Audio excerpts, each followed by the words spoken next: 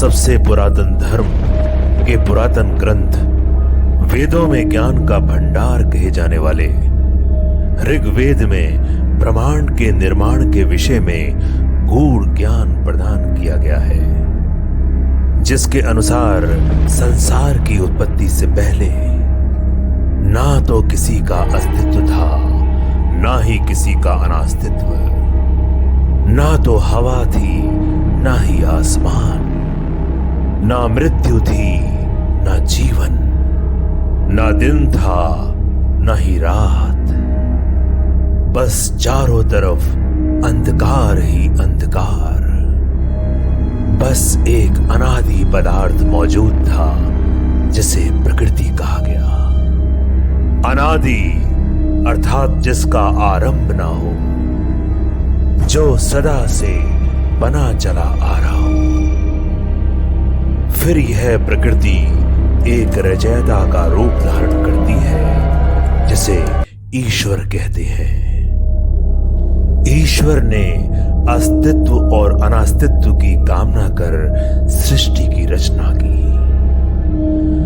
जिसमें असंख्य तारों, ग्रहों, नक्षत्रों से भरी अनंत आकाश गंगाओं से बने कई ब्रह्मांड एक अपरिमित ब्रह्मांड में समाये हुए हैं, जिसकी नियंत्रण शक्ति ईश्वर है, जो स्वयं निराकार है, अनंत है, अपार है, अदृश्य है, सर्वत्र है और अपने पैगंबर इस दुनिया में भेजता है, जिसे भगवान कहते हैं, जिसका रूप है, स्वरूप है, आकार है। कभी श्री राम का,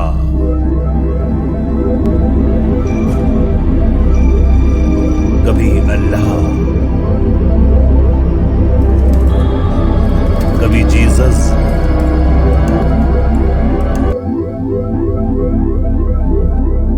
तो कभी वाहेगुरु। ईश्वर के इन्हीं पैगंबरों में भगवान श्री कृष्ण है,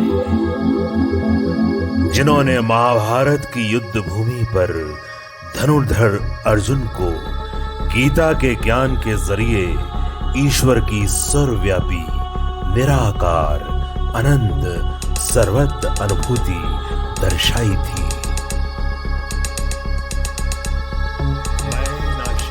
मैं ना शरीर हूँ, ना ही शरीर का अंग हूँ।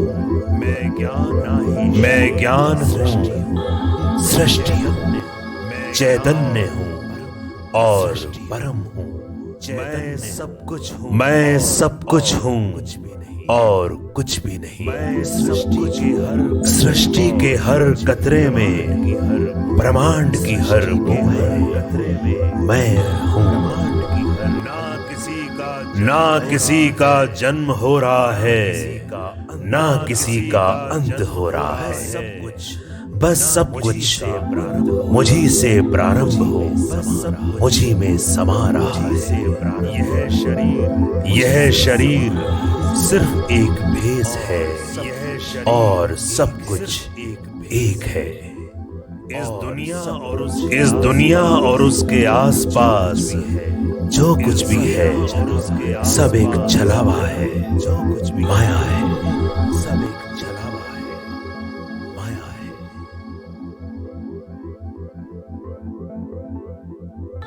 श्री कृष्ण के दिए हुए ज्ञान से आज हजारों साल बाद विज्ञान ने खोज की है एक ऐसी दुनिया की जो उनकी बातों का साक्षात प्रमाण है।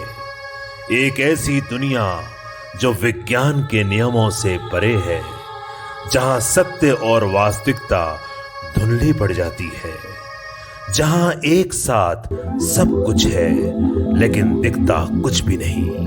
ये दुनिया है क्वांटम फिजिक्स।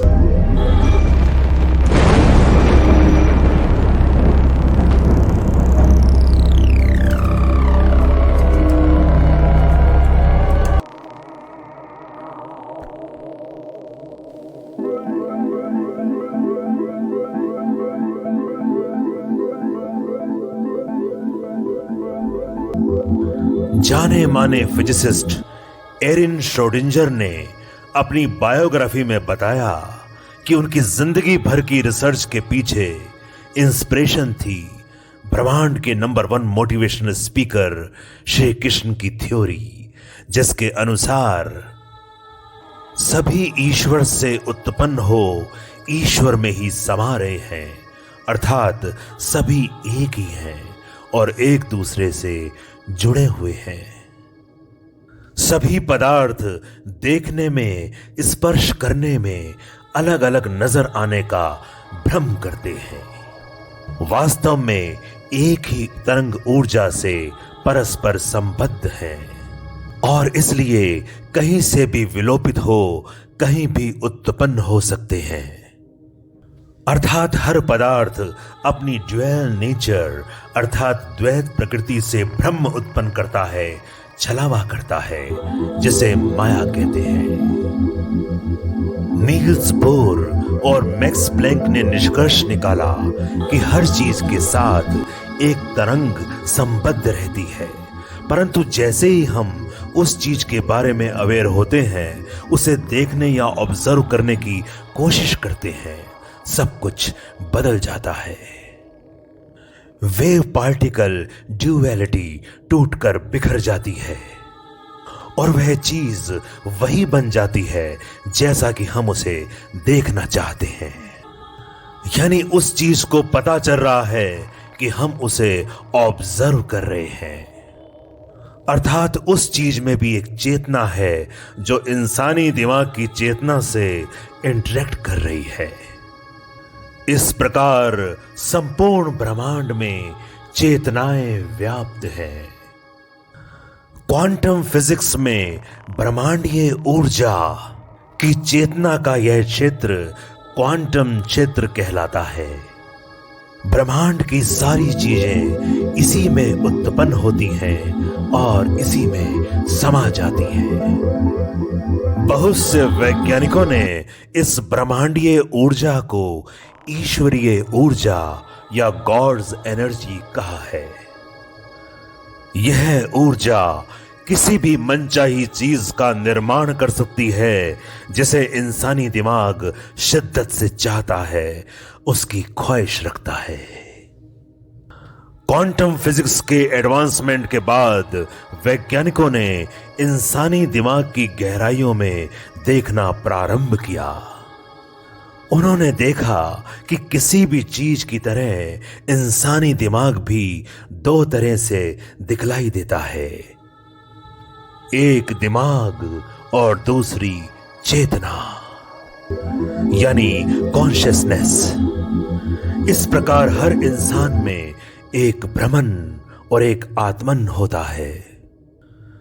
ब्रह्मन यानी सेंस ऑफ सेल्फ और आत्मन यानी एक हायर स्पिरिचुअल बीम जिसे आत्मा कहते हैं।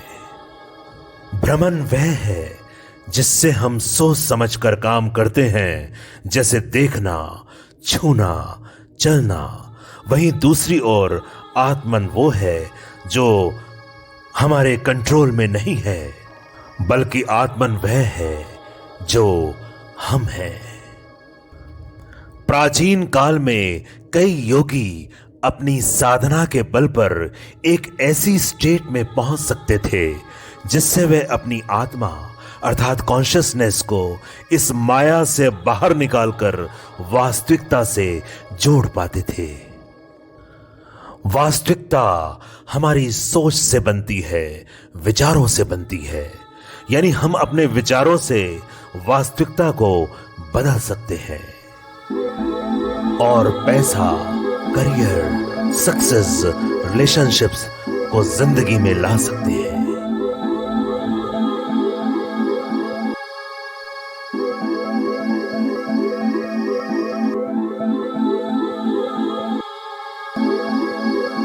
क्वांटम ऊर्जा यानी ब्रह्मांडीय ऊर्जा पूर्ण रूप से संरक्षित है, सुरक्षित है।